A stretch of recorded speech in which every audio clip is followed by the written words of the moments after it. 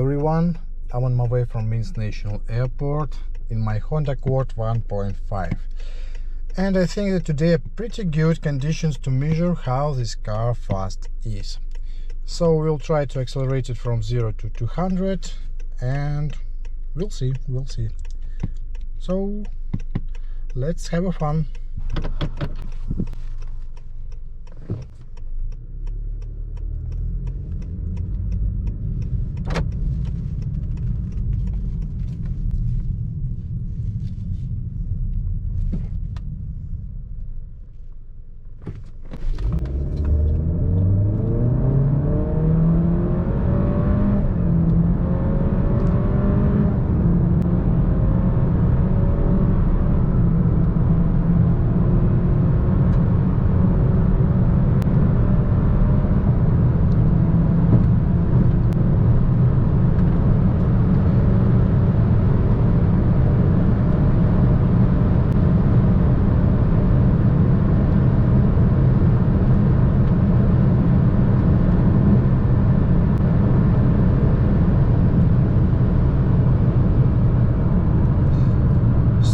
Not bad for 1.5 liters, but it's still not enough to get emotion.